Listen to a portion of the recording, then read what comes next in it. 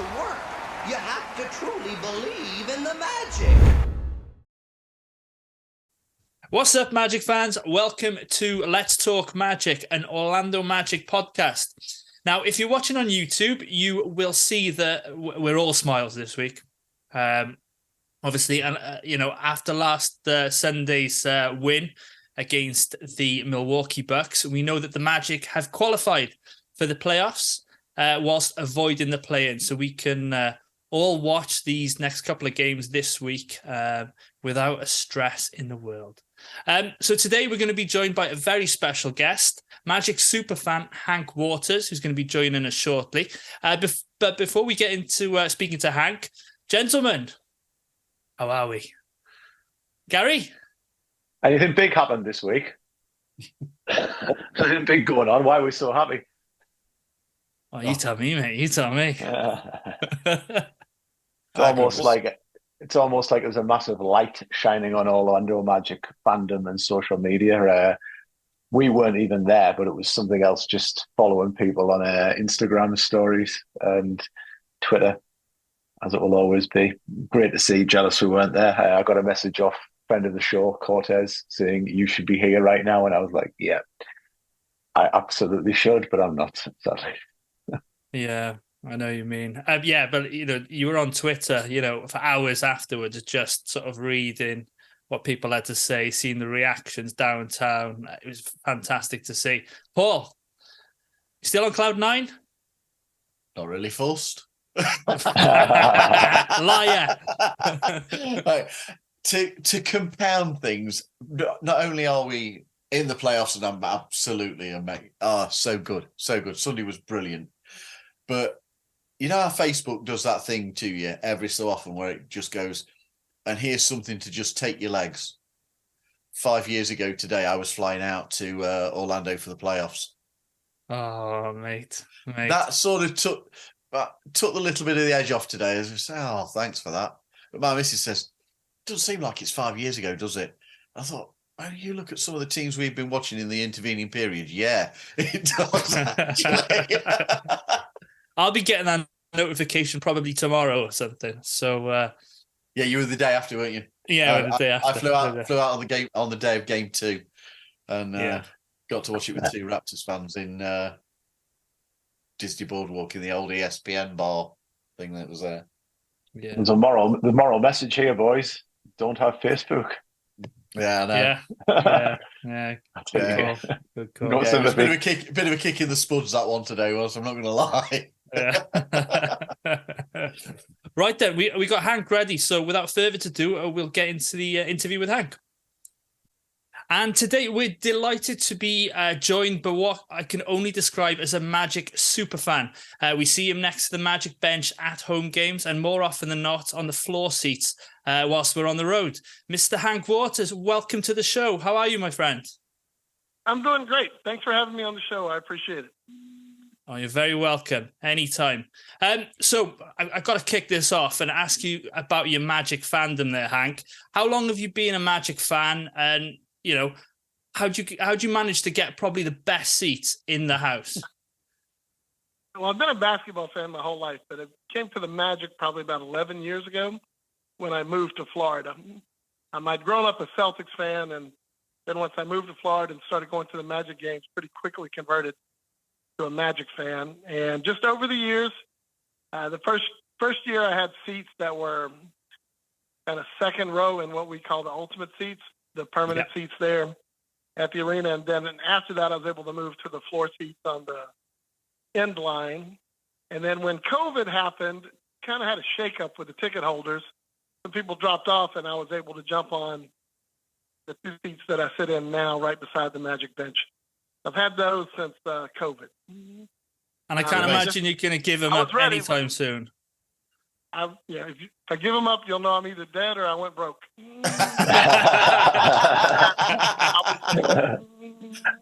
Yeah, they are amazing seats. They are amazing seats. You have some phenomenal interactions with the players, it would appear. But I want to ask you, because you have been blessed with the opportunity to witness so much of this Magic season up close and personal. And as we look at our best season record in many a year, what would you describe as to where you believe this team is in terms of competitiveness, consistency, and their development? Well, I think we're in a great spot, and we're only at the very beginning. I think this team is going to get considerably better over the next 3 years because everybody wants to win, and our fans want that also. But a lot of people seem to be losing track of the fact that Paolo and Franz and Jalen Suggs are really, really young. That really, Jalen and Paolo should both still be in college. Franz, this should be his first year out of college. So they're really young. They're going to continue to develop. I think the potential is off the charts. I think the one thing that you mentioned that's an issue for us is consistency, and that I believe is strictly because of how young the players are. They some nights they always bring it, but some nights they have more difficulty than others. And I think as the years go on, these next 2 to 3 years, that'll kind of disappear, and we'll be very consistent. In addition to be very talented and extremely well coached. I think we have the best coach in basketball. I think he's amazing, especially with this group of players. One thing I am blessed with is the ability to see the interaction in the huddle during the game as he's coaching from the sideline. And Coach Mosley's just amazing. He's the right guy for this team. The players love him. So I think, as he continues to grow with the team, because, again, it's only his third year as the head coach, he's got room to grow, too. The players have room to grow. They seem to get along so well together as a team unit. It's really a pleasure to be a fan of theirs. This is kind of something we were talking about last week, that with the slight difficulty, shall we put it, that we had in the latter couple of weeks of the season, it almost felt like that slump disguised just how well this team has done this season. Yeah, I think there were some people, some fans really disappointed in the stretch, probably mostly because we lost to Charlotte. If you win Charlotte in the middle of those other losses, it doesn't seem so bad. But the loss to Charlotte is tough. But what we all forget, including me, is that the other players on the other teams, even the teams that don't have great records, they're really good players. And Brandon Miller was just unconscious in the first half of that game. It wasn't even really that we played that poorly. But, he just had an amazing game, and we lost a game that all the fans and the players really thought we were going to win, and we should have won. So I think some people got a little discouraged, and that was kind of a bad taste in their mouth. Philadelphia, that's a really good team when Joel Embiid is playing. Milwaukee, good team even without Giannis. So those losses didn't really shock me, but they're always disappointing. But the season as a whole, again, a very, very young team that can beat anybody. I mean, we won road games against Denver when down by 18 in the third, against Minnesota when they were full health, against New Orleans just a week or so ago. Those are really, really good teams that we beat on the road. We can beat anybody at home. So it's an exciting time to be a Magic fan, and we just have to roll through, a loss here and there. That's going to happen. I mean, a great NBA season includes 20 losses, a great season. So you've got to be able to move forward from the losses and regroup. Yeah, absolutely. And you mentioned there about Jamal Mosley, Hank, but what are your favorite things about the current team and also your favorite players? Well, my favorite thing about the team is how well they get along together. And again, I love the coach. I think his interaction with them, his encouragement, holding them responsible. He's a great guy. And you can tell that players on other teams love him as well from his time as an assistant in Dallas and before then. I think he just has the respect and the admiration of the players. A lot of coaches demand respect, but that doesn't mean you necessarily like them. He seems to have both of those things going for him. They really respect him, listen to him, and I think they really like him as well. On the team, well, my favorite player is Cole Anthony because he played, well, for one of the reasons he played at UNC, and I love UNC. But also, I love his energy on the court. And for the last 3 years since of having those seats, seeing the way he encourages all the other players at the beginning of every huddle, because you've probably noticed this. When they have the huddle, the first minute or so is just the players, and the coaches are out on the court talking to each other. Cole, especially the last 2 years, was invariably kind of the leader in that group when they were waiting on the coach to come over and, have his huddle. Encouraging everybody, talking to every single player, pumping everybody up.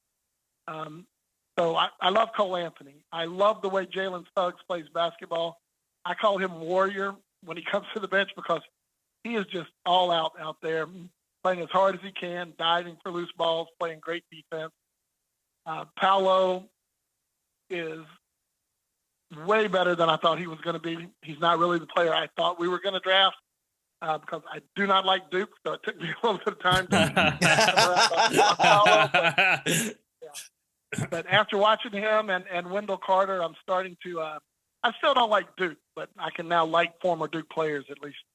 But Paolo we're very, very fortunate to have Paolo. He is, a lot of people talk about one of his favorite players is Carmelo Anthony.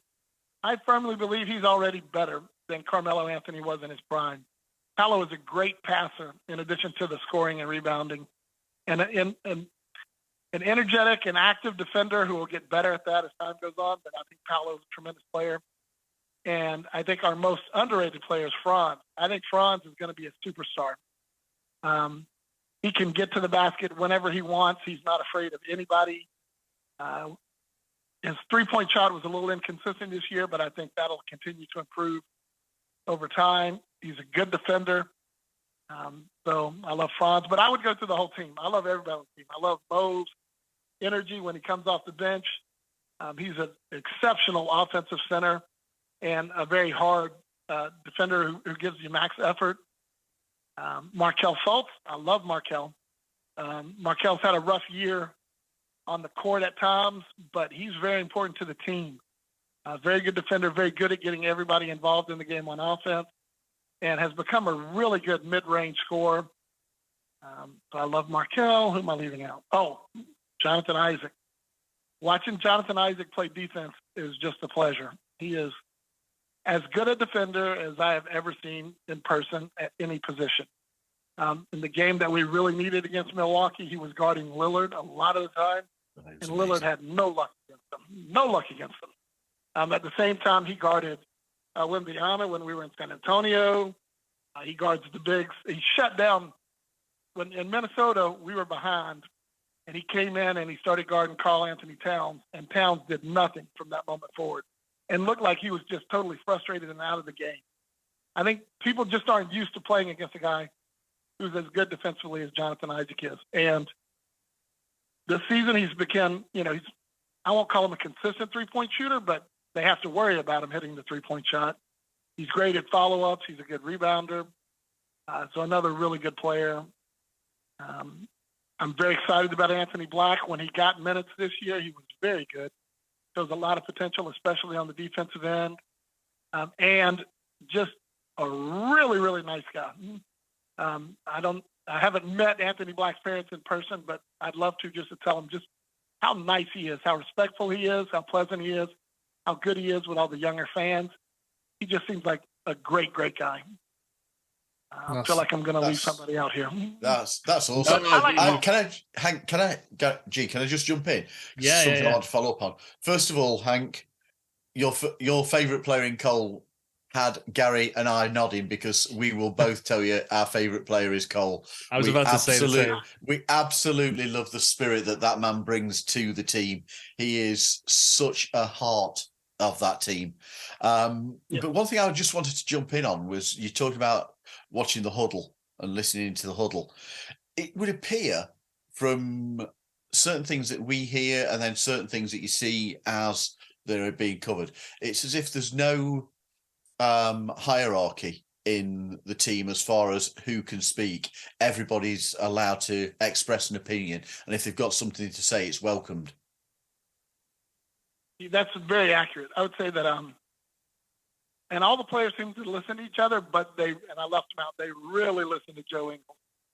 Yeah. Joe Ingles is as responsible for our 12 or 13 game increase in wins, whatever it ended up being, as any player. They absolutely listen to him, seek out his counsel. He gives the coach great input during the game. Joe's been amazing, but you're right.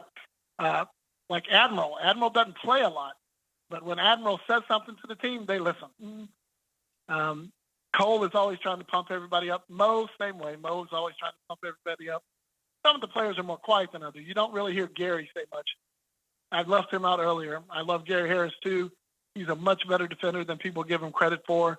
He's hit a lot of big shots for us this year, and just another really good guy. But, yeah, anybody can talk in the huddle before the coach gets over and when the coach is there. You know, coach can be drawing up a play, and any player can interject and say, oh, yeah, and also, you know, we've noticed this. This is how they handle the pick and roll or whatever. And coach is always listening. Now, he doesn't necessarily always agree and go with what they say, but everybody, it's very clear that everybody's allowed to give input at pretty much any time. And I think that's also beneficial because a few games this year on the road, I've sat beside the opposing bench, like in Phoenix and in Denver, and it's not that way there. It's like being in the office with your principal during the huddle. You're sitting there being quiet. Just, you know, no, even Durant. I never saw Durant talk back to the coach, or not even talk back, but offer insight. They were just, a lot of times they look like they're just sitting there waiting for the coach to finally shut up so they can go play basketball. Our huddles are totally different. Everybody's engaged. Everybody's listening. And I think, again, that's credit both to the character of our players and to just how good a coach Coach Mosley is. Yeah, brilliant. Just to add on to that, the other two were smiling like Cheshire Cats when you said Cole was your favourite player. My favourite player did get mentioned, Markelle Fultz, so I'm going to add that in. And also that I back into the hills on Facebook, Twitter, and anybody who comes at any sort of slander for Markelle. So I'm glad you gave Markelle some love there, Hank. So yeah, he's a great guy too. I mean, our fans who are rough on him, I mean, I get it. Fans want their team to win. When you don't get wins, some fans are gonna blame player, a coach, whatever. Everybody around the league would love to have Coach Mosley as their coach, but we still have fans who call him an idiot and everything else if we lose 2 games in a row. And it's hard to read some of that on Facebook and the Facebook fan groups, et cetera. But they're rough on Markelle. But Markelle is very important. The coaches know how good he is. More than that, the players know how much he's worked to overcome the injury issues that he's had. And when we had the game where he had the 2 3-pointers a week or so ago at home, you'd never see. I mean, the other players looked like, you know, their kid had just scored in the game. They were so happy. Everybody's super happy for him when he succeeds. They know the effort that's in. He's also a good leader especially for the guards, but for the whole team. So Markelle's a great guy and a very good player. I would love to see him stay here, but if he does leave and go somewhere else, I'll definitely still be a fan of his.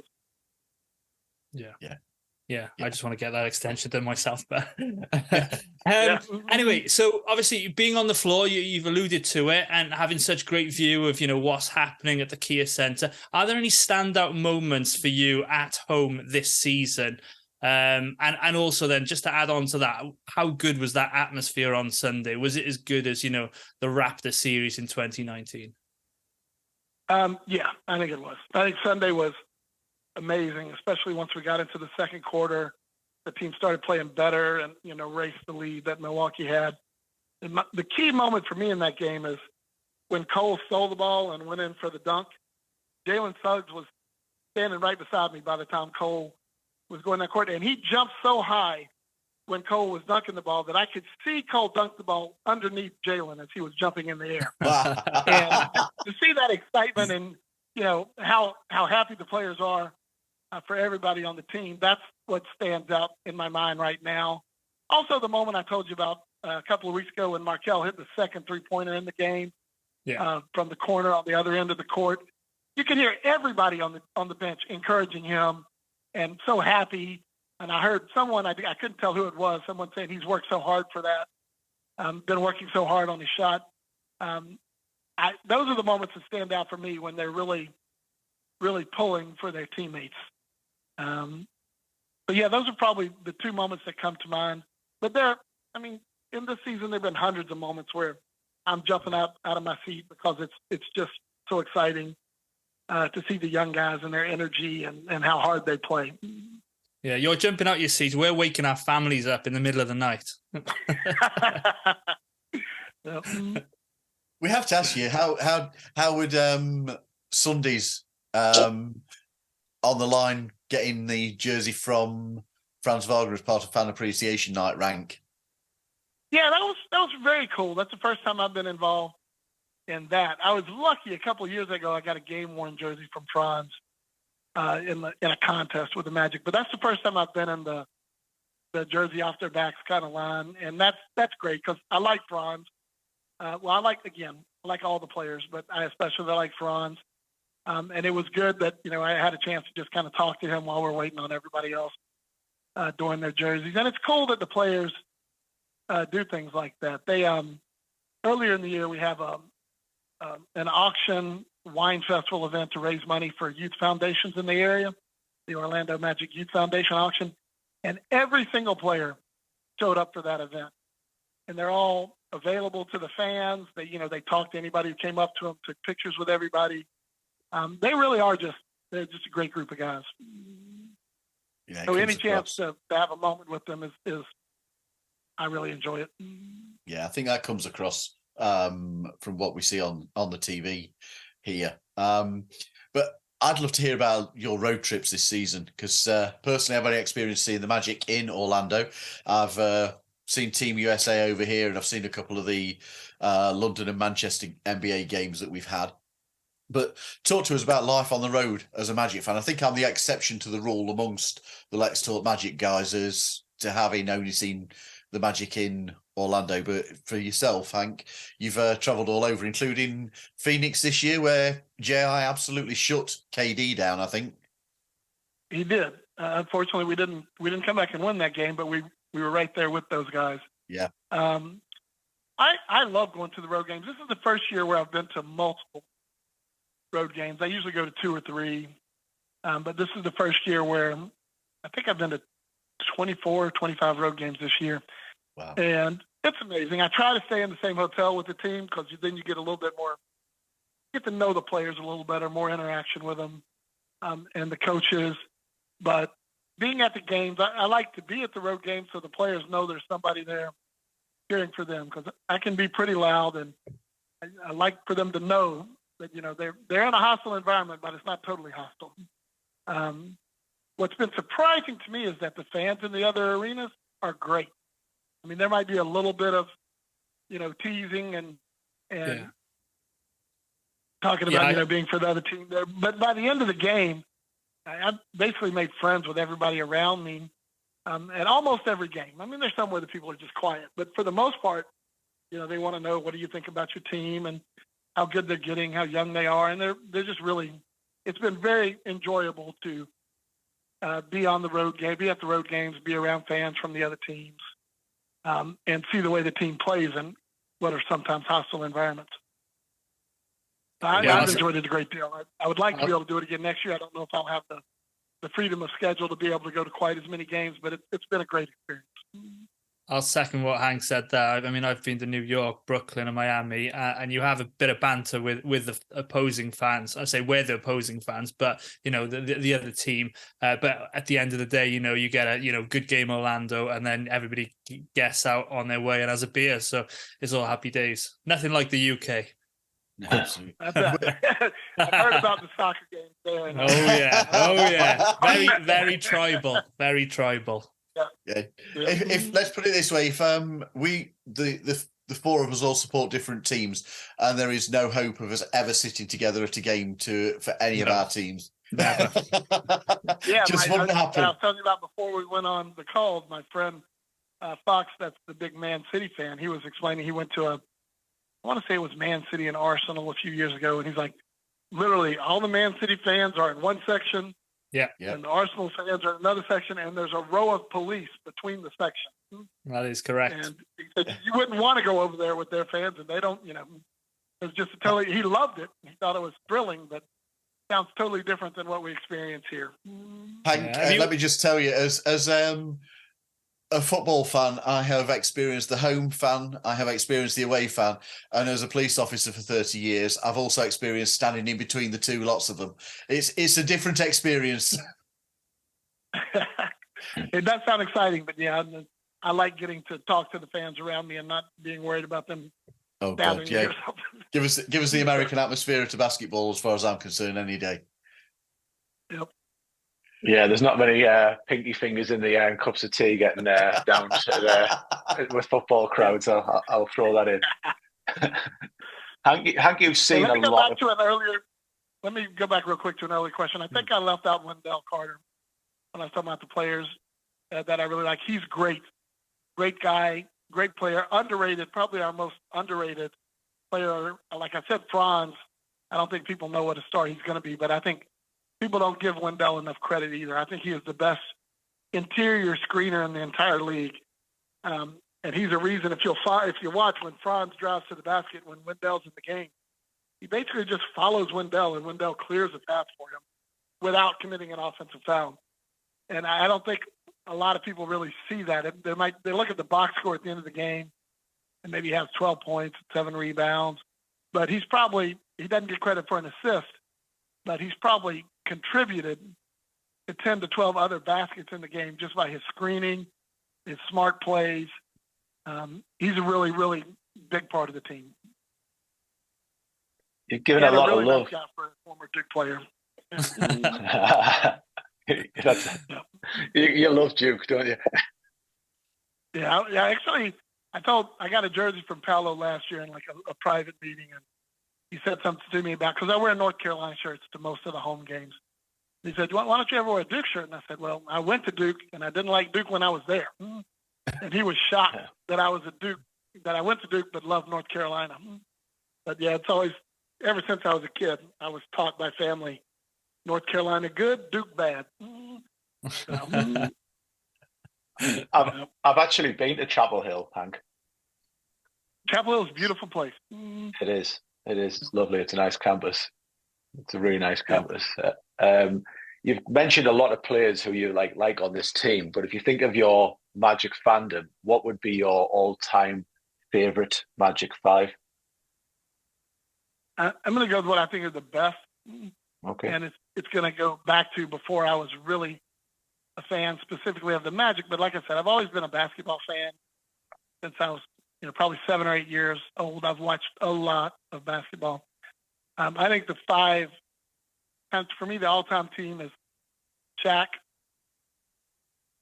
Penny Hardaway, Tracy McGrady, Nick Anderson, and then I kind of have a wild card in there. I think J.J. Redick doesn't get the love that he deserved as a Magic player. He was really important. You're picking another Dookie there, Hank. I know that. I'll be honest with you. The very first year I was a season ticket holder there, I was in the very last seat in the first row of the Ultimates, and Otis Smith was the general manager at the time, and he would stand beside me during the games. And after 6 or 7 games, we'd talk a lot during the game. And I told him, so I'm a huge North Carolina fan. My grandmother was a much bigger UNC fan, I believe. She was all UNC, didn't like anybody else. And she particularly did not like J.J. Redick when he was at Duke. Really a lovely woman, but really did not like J.J. Redick. And so I told Otis, I was like, "Can you get me a UNC player to cheer for? I'm starting to cheer for J.J. Redick, and if my grandma finds out I'm pulling for J.J. Redick, he's probably not going to talk to me anymore." And he went on to spend about 10 minutes telling me how amazing a person and a player J.J. Redick was and how hard he worked, not just in the game, because if you ever watch him in the game, he's constant movement. He's just running around the whole time on offense trying to get free from his defender, and he probably expended more energy than anybody I've ever seen play basketball. But he said he's that way in practice too. He's encouraging all the other players. He's holding everybody to a higher standard. So Otis Smith loved him, and I learned to very much appreciate him as a player. So that would be my top 5 all-time Magic players. There are a lot of others that could be on the list, and I purposely left off all the current players because I don't want to name 1 or 2 of them and leave the others off. That's understandable. Yeah, fair enough. That's fair enough. Right. So the last one before we let you let you go, because I know you've got to go and watch the Boston Red Sox this afternoon. So actually, obviously we're gonna skip the Red Sox tonight and go to the Bruins' last home game. So it's an important game for them. If they win, they get the number 1 seed in their division. So. Right. Okay. You're talking to a Tampa Bay Lightning fan here, by the way. So we might see you I next am a week. Tampa Bay Lightning fan as well. Yeah. Oh, that's okay then. That's okay. So obviously we're all excited to see the Magic this postseason against the Cavaliers starting next weekend. We spoke about this a little bit off air before we came on, and you've got a ticket for the game on Saturday. But can we get a prediction from you, including who you think is going to raise their game for the Magic, on the big stage? I think we're going to win that series in 6 games. So I think we'll win it at home in Game 6. I think Jalen Suggs is going to be huge, controlling Donovan Mitchell, and also going to be a bigger offensive contributor than he has been in some games during the regular season. And I think Franz is going to have a couple of 30-point games in the series and also be a huge factor. And, of course, I think Cole's going to be big in every game, just like I think throughout the year. So I'm excited. I think we win the series. Like I said, I think it probably goes 6 games. And then hopefully we get to face Boston and see what we can do against them.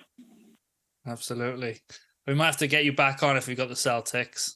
You can give us a bit of insight on Boston. That'd be great. Thank you ever so much, Hank, for joining us this evening. It's been an absolute pleasure. So we'll let you get on with your day, and good luck to the Bruins tonight. Thank you ever so much. I appreciate it, guys. Thanks, Hank. Take care. Amazing to meet you. Right, that was absolutely brilliant with Hank. So thank you ever so much for coming on, Hank.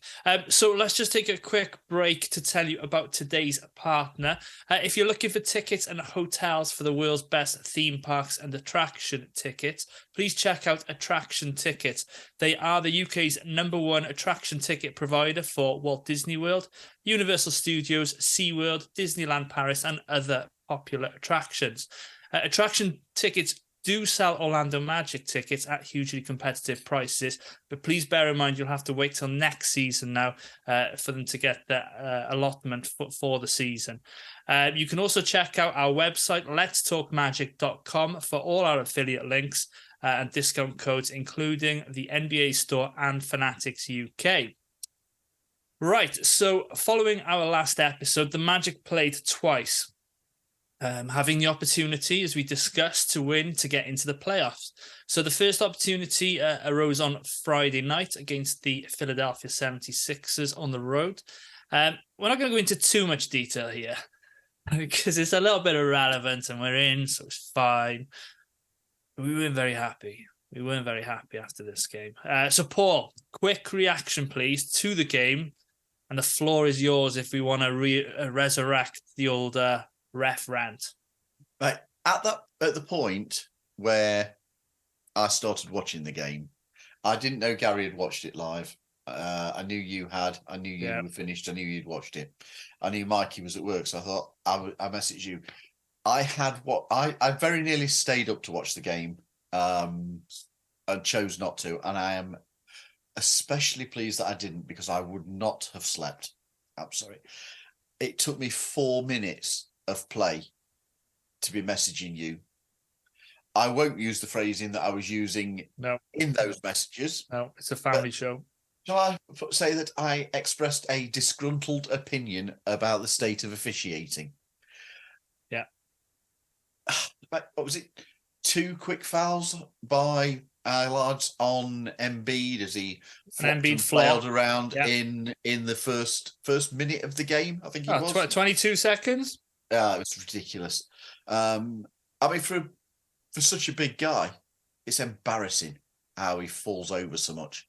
The officiating, I thought, was awful, absolutely awful. And it was Can I add one thing? I saw the officials, didn't I? About 6 hours before the game tip off. I messaged you boys and I said, "No way, we're winning. We're not winning this one."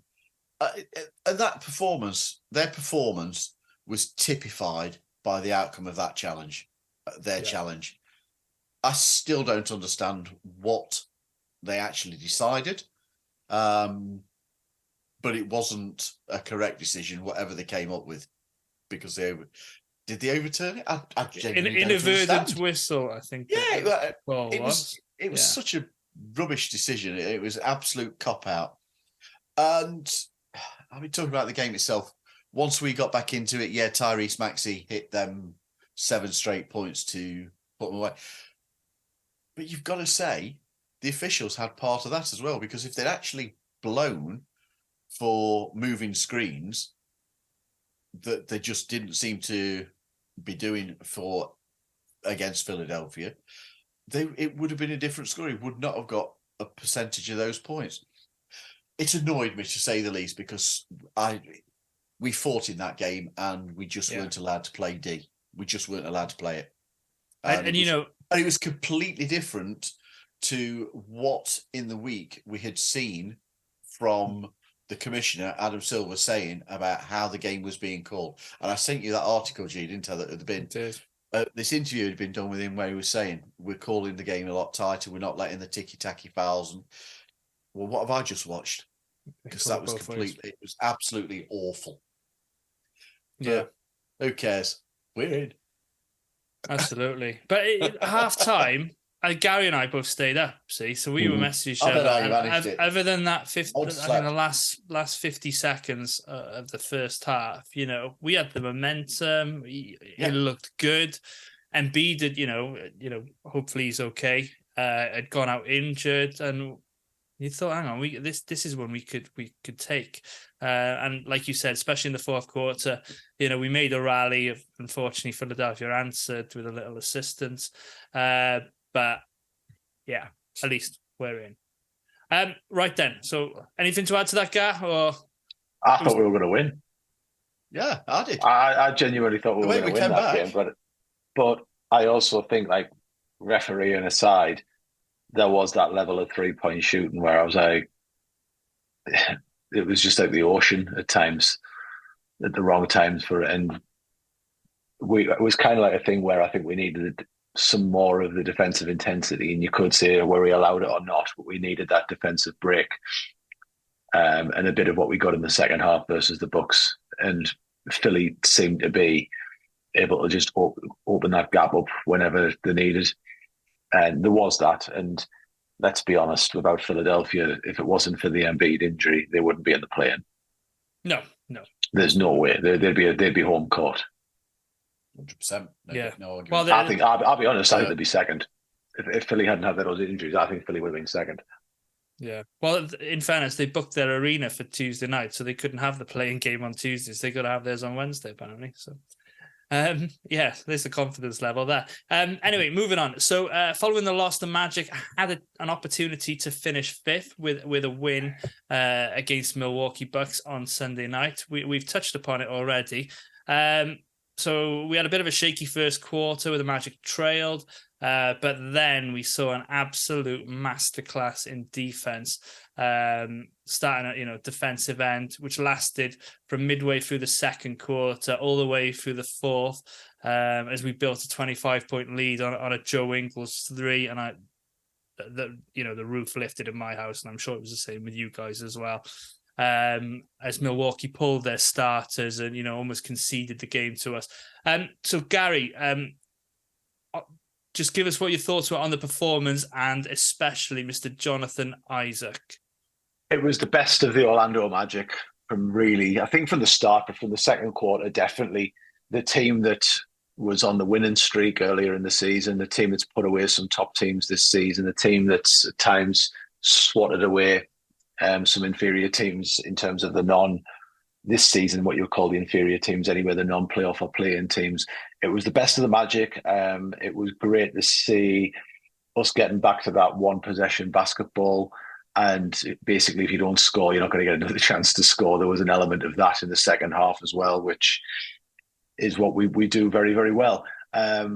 Jonathan Isaac, there was a confidence where I think when GI was starting, I'm not disrespecting anyone else here, but I was kind of like, this means business, this lineup. You've made the call. Mikey was saying the other morning as well, where Wendell said, keep him in. But GI was just immense in that. I watched that game with my dad, and my dad's likes the Magic, but he's not a huge basketball fan, but he likes basketball. And he just sat there and he was like, Jonathan Isaac's immense. He was just like this this guy is like absolutely unbelievable. He was calling him like Inspector Gadget arms and stuff like that. Your dad's mentioned that before, though, that Jonathan Isaac is the best player we've got. You've mentioned Yeah. that on a previous podcast. Yeah, he thinks he's unbelievable. Whenever GI was coming into the game, he just was like, they've got a problem now.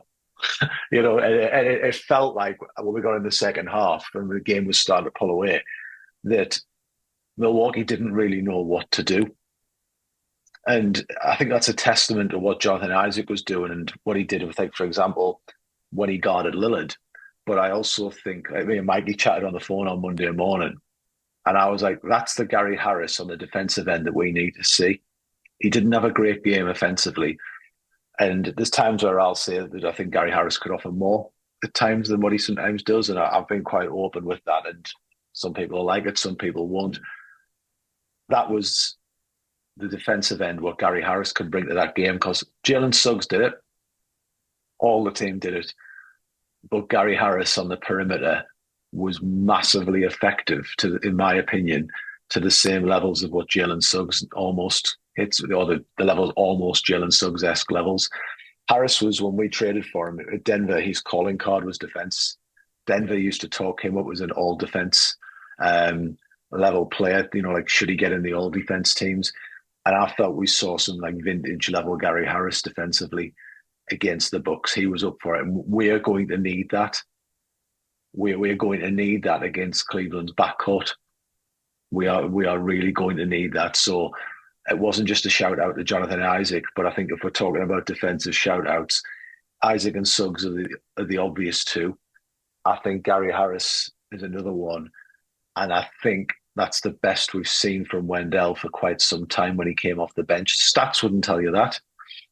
But what he did do when he was on the floor was absolutely huge. And probably that's where we'll see Wendell in the playoffs, where in the first round, he's probably going to be coming off the bench. But if he does and he does that, he's going to be highly effective.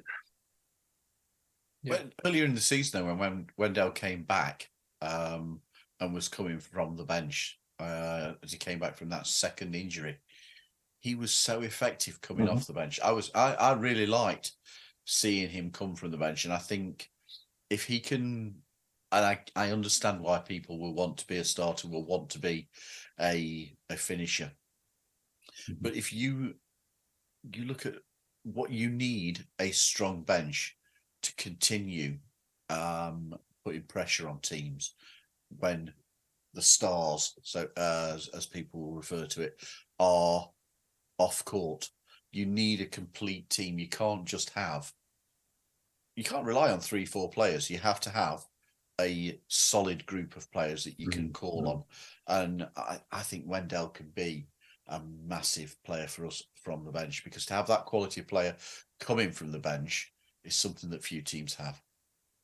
But he's going to probably have to be, because when you look at impact on a game, you've only got to watch the game to realise that the impact that Jonathan Isaac has is an all-star level impact on the game. He's a different type of player, but it's similar to he's a better defender than the guy I'm going to say. But Rudy Gobert's been a multiple all-star based on the defensive end, and I would say Jonathan Isaac's a better defender than Rudy Gobert.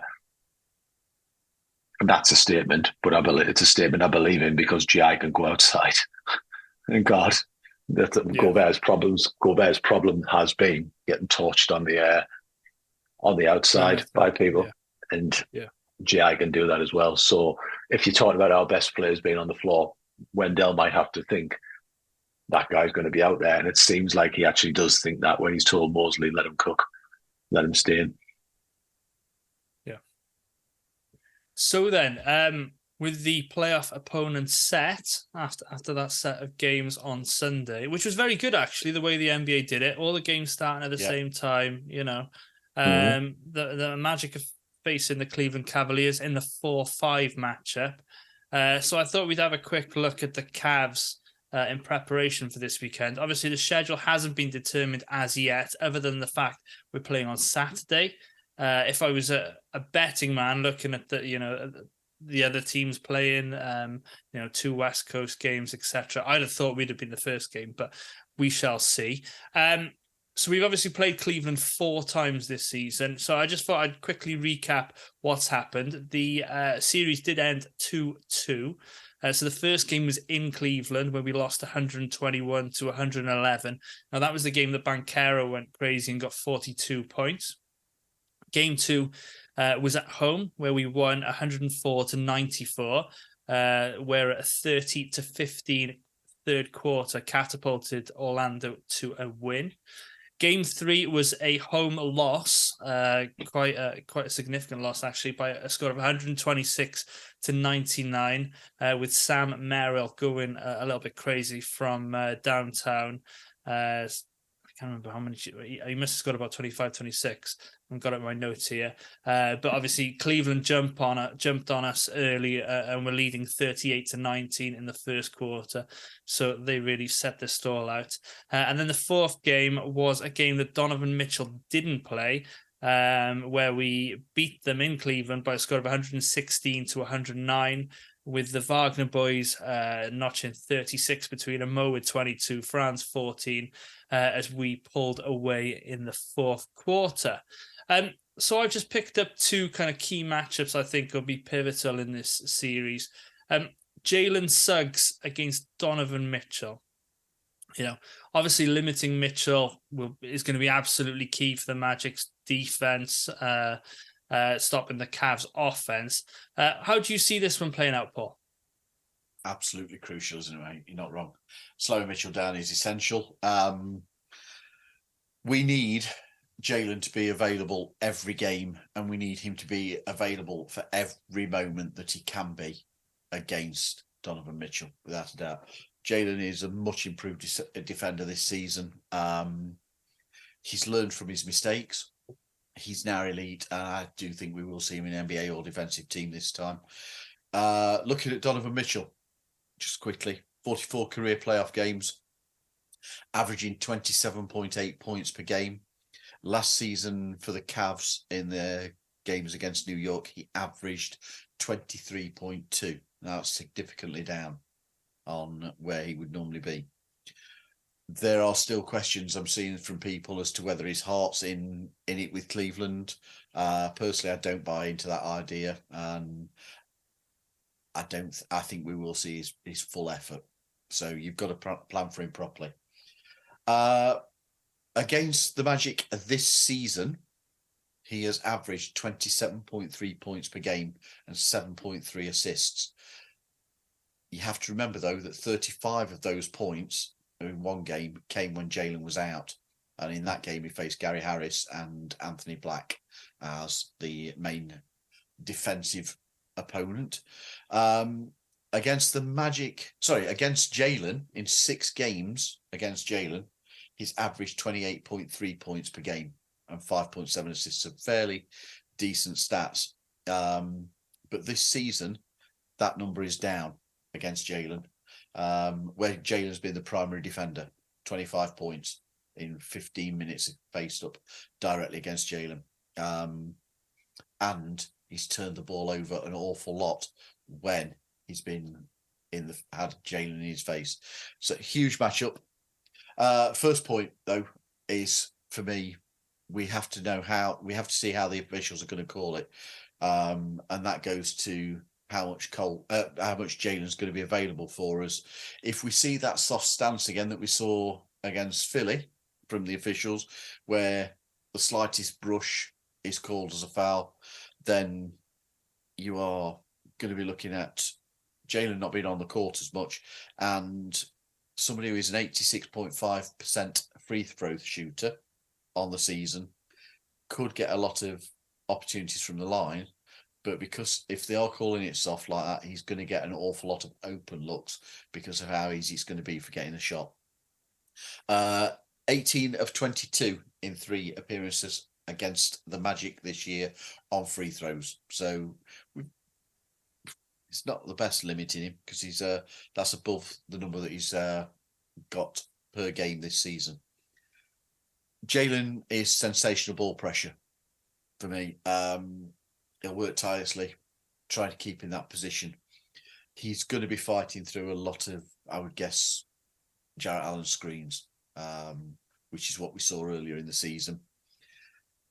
And that's how they're going to try. I would guess that's how they're going to try and create Donovan Mitchell some space. They can just either do a little step back here and there, or that the screen creates him that opportunity.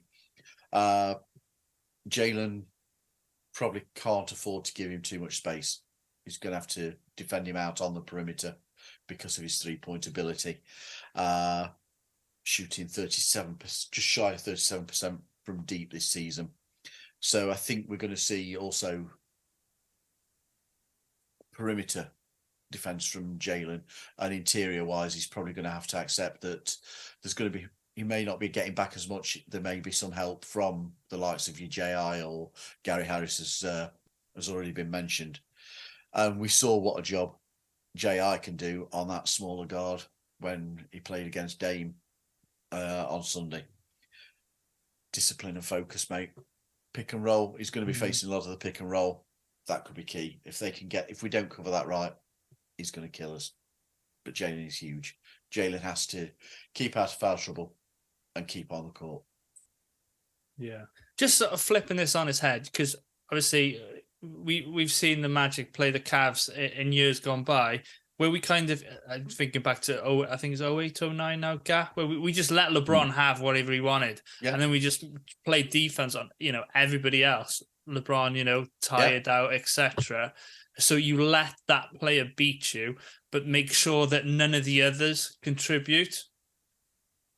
There's always that question. Yeah. Do you let somebody have what they want? Yeah. Do you live with what one player can give you and defend against the others? And most of the season we have gone the way of try and limit their main player whilst also not overreacting and then allowing somebody else to be able to go off on you. Most of the season the Magic have tried defending in that way. I'd be very surprised if we see anything really that much different come the playoffs. Yeah. But yeah, it is a very, very valid point, mate, and one which a lot of teams will do. And surely, as I've sent it through today, we all know that previous playoff matchup against LeBron was only because Rashad and Hido were juiced up, as somebody had put it, one of the Cavs fans. Oh, deluded Cavalier fans. There you go. They'll be burning shirts against him. Oh, yeah, they will be. They will be. So the next point I had, so Gary, I'll come to you. The bench. Magic bench has obviously got the team back into games many times this season, and they'll need to continue to do that, with a great play. But obviously, if JI is potentially starting after the impressive showing on Sunday against the Bucks, can you see the Magic bench out-dueling the Cavalier reserves? Well, we saw on Sunday what the Magic bench can do. We saw the first half, what Mo Wagner did. I think he'll be pretty amped up for this. And the second half, we saw what Cole Anthony can do. And we saw Joe Ingles' leadership. We saw Wendell, etc. I think the Magic bench is still going to be effective if it's tweaked around that way. I think Cleveland's got a dangerous bench because, just a quick glance, it's a case of maybe if they've got all 5 players fit, does Karis LeVert come off the bench for the Cavs, or does Max Strus come off the bench for the Cavs? Either way, when you look at the starting lineup, one of those two guys, I've seen the Cavs this season. LeVert's come off the bench. He's an effective 6th man. He's a guy who can take a game away from you. He can score in bunches. He can put up big numbers one night. That could take a game or two in a series, so it's a worry. You look at the guys like George Niang, Isaac Okoro. We've seen what Sam Merrill did to us. We know what they can do and what they have on their bench, but we've got to have confidence in our own bench as well. So can we match Cleveland's bench? Yes.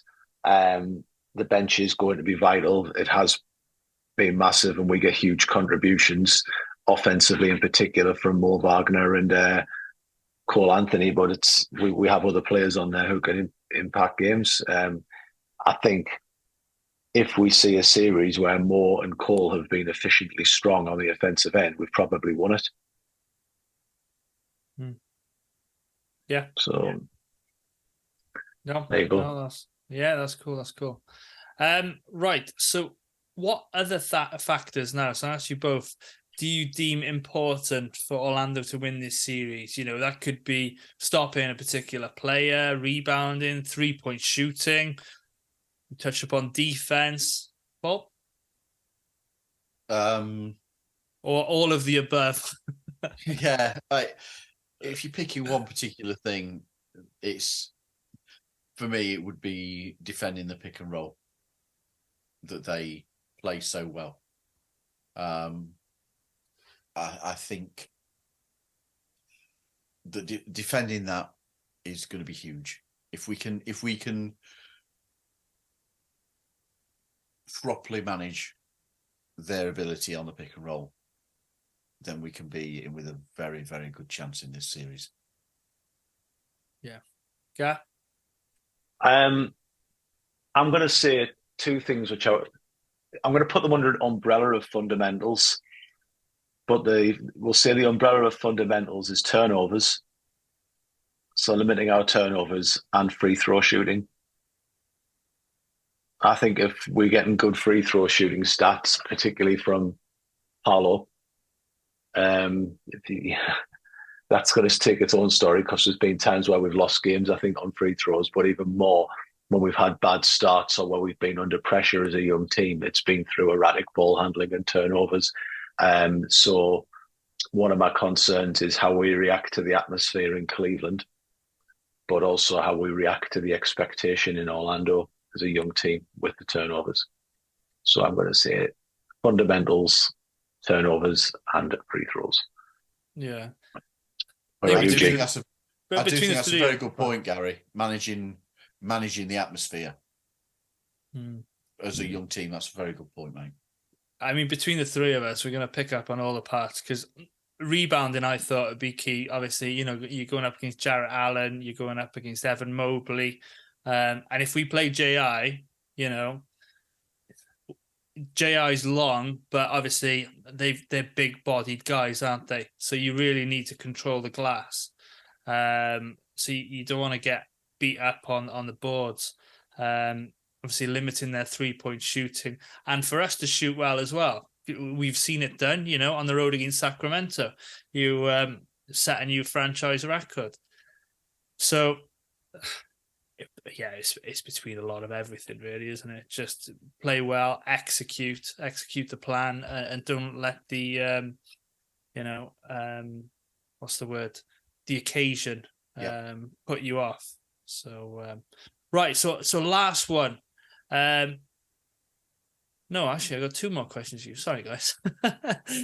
So which player needs to be the X factor in the series for Orlando? Gary? I could give an obvious answer, but I'm not going to give the totally obvious answer. I'm going to say Franz Wagner, because I think if Franz can average, say, 20, 22, 23 points per game efficiently, hopefully without any really horrendous 3-point shooting. If Wagner's doing that, I would suggest Paolo will probably get his anyway. So I think if we can be getting the types of numbers that we got from Paolo and Franz in the Milwaukee game, if we can be getting somewhere around that where they're combining for 55, 56, 60 points, it's probably looking pretty good for the Magic. I've been critical before where I've said Paolo needs somebody else to go in the phone box with him. So in an ideal world, that person would be Franz Wagner. Yeah. Well, I'm going to go with the bench, somebody off the bench. Okay. We've already spoke about Suggs. We've already spoke about JI. We've already spoke about Paolo there, as Gary's just done very quickly, and Franz. So you're only left with one other starter there, but I'm going to go with somebody off the bench, and I'm going to say that Mo Wagner could be huge for us. Those 15 minutes that he comes on and plays are a key period of time, and if he's locked in, he can be a very, very effective scorer.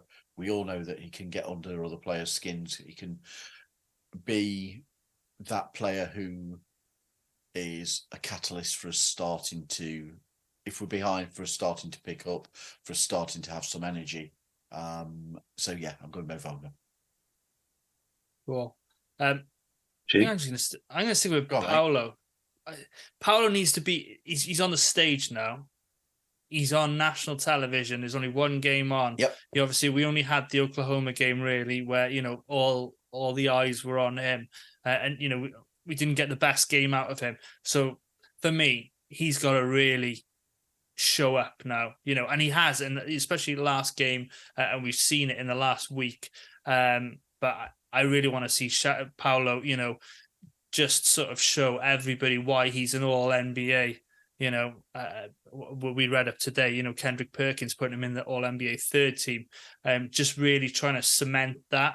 So I'm going to go with Paolo, but obviously, like what you guys said, he's going to need a little help from his friends, and they're great shouts. And you need a good series for your Jonathan Isaacs, your Jalen Suggs, your Mo Wagner's, your Cole Anthony's, everybody. So let's go with Paolo. So last one.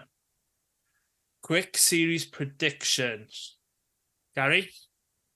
Can I just say... Oh, right. Okay, I was going to say we're all going to say the same, yeah, but... It'll go 7 games. Okay. That's the prediction. To whom? I don't know, is the truth. I think it's close. I think I've been astounded by the non-Orlando/Cleveland social media reaction about it being like a bum series that nobody wanted to watch. If I was a neutral and the Magic weren't in the playoffs, and let's just say there was another young team like Indiana Cleveland as a first round, I'd be like, I want to watch that. It's two up-and-coming teams. Well, it's a heart and head thing. I would have to say the momentum of the series. Right now, I would say my heart's obviously saying Orlando at 4. But I don't know. I could see maybe inexperience being our downfall. If I'm being brutally honest, I think we're going to have a big ask. But if we take it if it's 7 games, it's only one series. But right now, I'd be saying experience counts. I don't buy this Donovan Mitchell rubbish about he's not into it.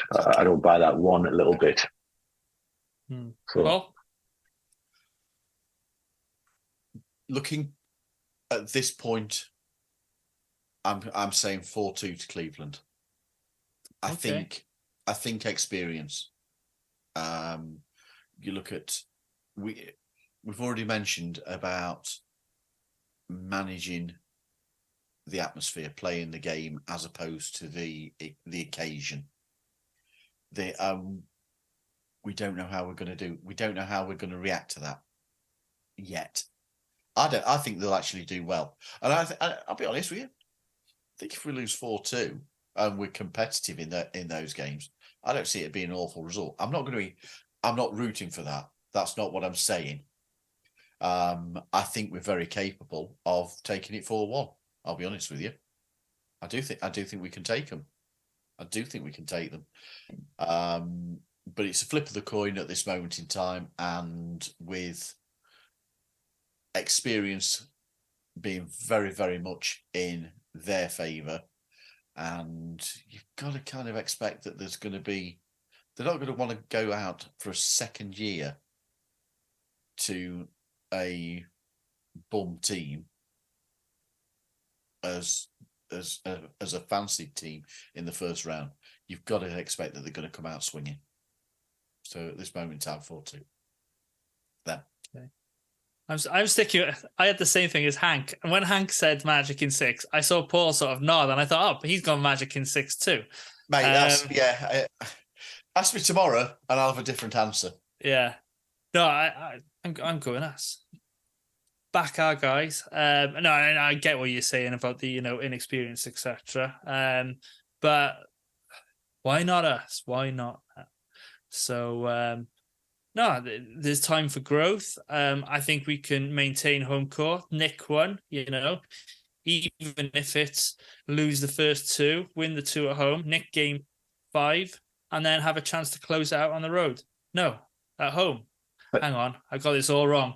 I'll tell you what, G. Win game 3 and 4, and 5 and 6. So go down 2-0 and win the next 4. That's where I'm going with 4-2 Orlando.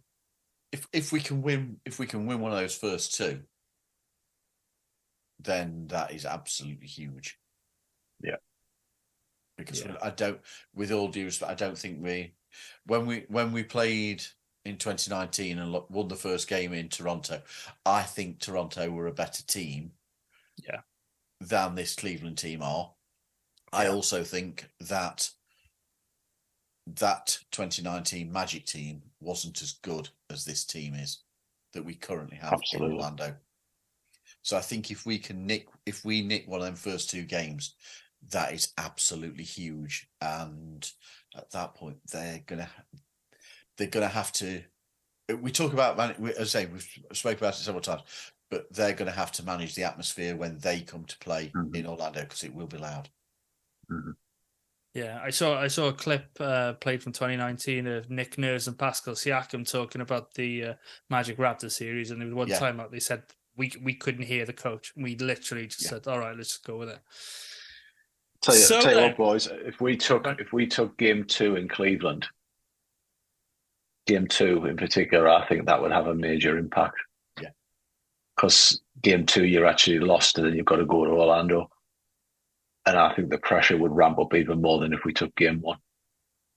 Yeah. I think game 1 is more one of them games where it's like opening day of the season, anything can happen. Yeah. Whereas game 2 is, right, we're into this now. We're into this season. We're into the series. And you've made adjustments. You've learned, and you've come out and got a different result. Game 2 has a lot of impact. It does. So then, I think that's going to do it for this week. So thank you for listening and watching. Before we go, we just want to say a big thank you to our patrons who help support the show. So thank you for your incredible support to Barry Conn, Paolo and Franz Warmth, Ollie Law, Gary Clark, Angus Craig, Dylan Holden, Alan Kane, Tom Sohn, Mark Joss, Sean Moore, Liam Radbourne, Andy Lindley, Stuart Benzies, Drummy Drum, and Podfather Phil loves Hazy Northwestern. I love that.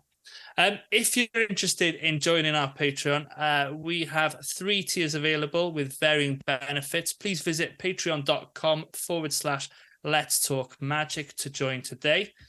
If you enjoyed today's episode, please give it a thumbs up, leave us your thoughts, questions, and don't forget to subscribe. From looking at the stats, I know that only about 30% of our listeners subscribe. So if you could do us a massive favor and take some time to subscribe to our channel, that would help us out incredibly. You can also like us on Facebook, follow us on Instagram, TikTok, and X, all at _Let's Talk Magic. So from Paul, Gary, and myself, until next week, go Magic.